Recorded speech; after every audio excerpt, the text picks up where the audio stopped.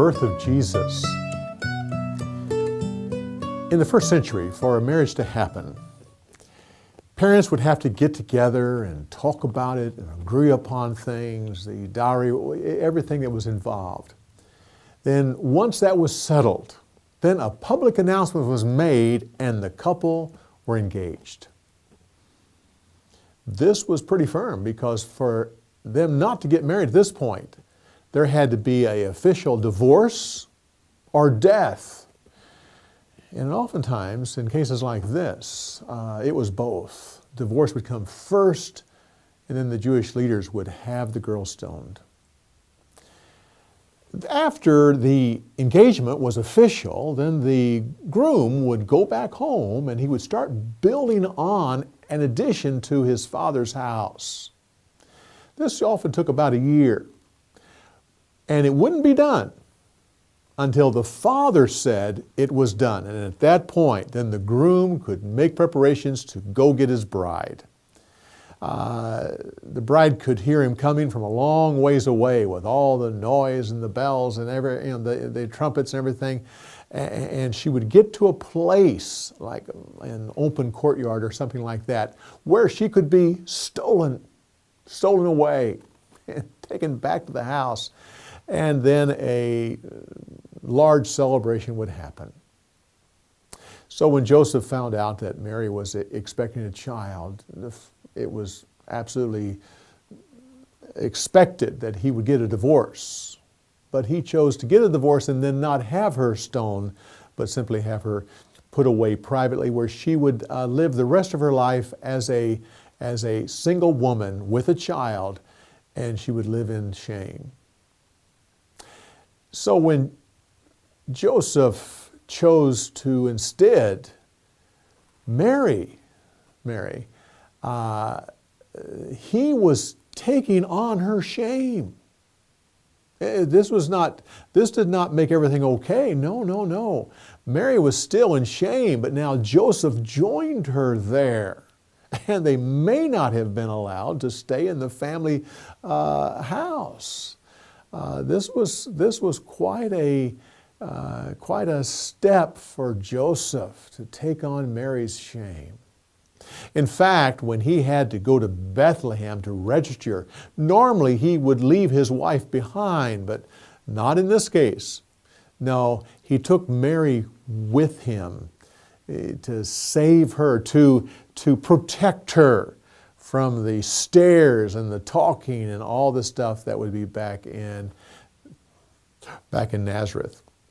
Now, when they got to Bethlehem, it's often thought that it's often said, and Christmas cards show them riding into town and her great with child, and that very night that they got there, she gave birth. No, that's not what it says. It says, while they were in Bethlehem, the time came for her to deliver her child. Joseph would not have taken her there when it was just almost ready, nor would Middle Eastern people allow them to go to a stable and have a child. Their hospitality would not permit that at all. No, they were in a house. They were in a house, and there was no room in the sleeping area of the house, the sleeping area of the house. And so she had to give birth to a child in a public area, probably a storage area, an area where animals were kept during the winter time.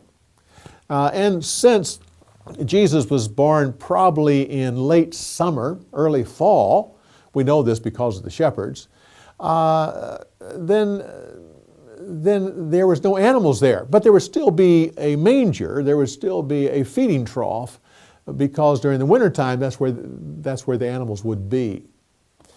The shepherds, if it was in the wintertime, they would be farther to the east. They would be on the arid side of the mountain there. Because that part of Bethlehem would be sold during the wintertime. That was when they sowed the seed and when the crops came up, because that was the rainy season.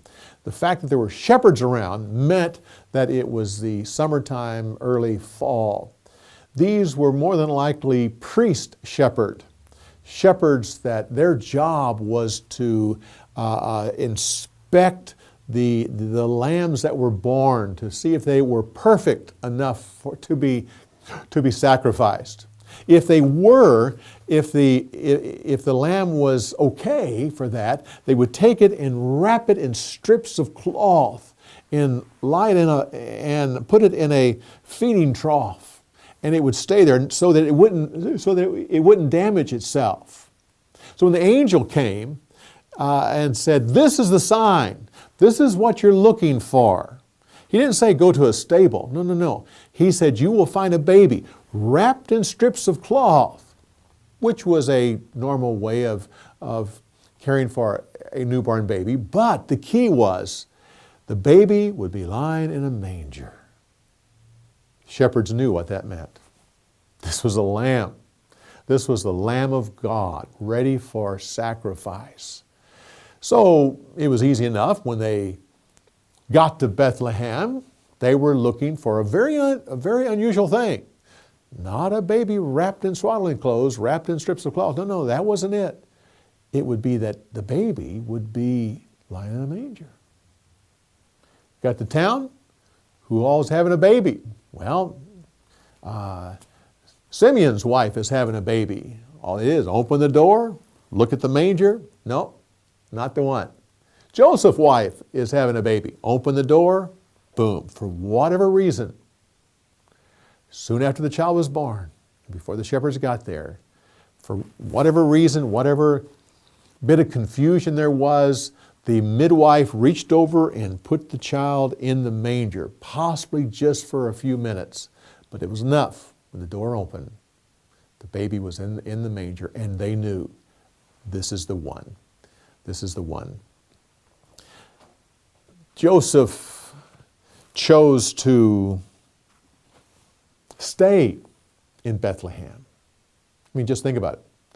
The choices are you go to the rejection of Nazareth to the north, or the acceptance of Bethlehem. Every time you turn around, shepherds came to see this baby. Simeon wanted to see this baby. Anna wanted to see this baby. I mean, it was, the acceptance of Bethlehem was obvious. He decided to stay there. But God didn't want him to stay there.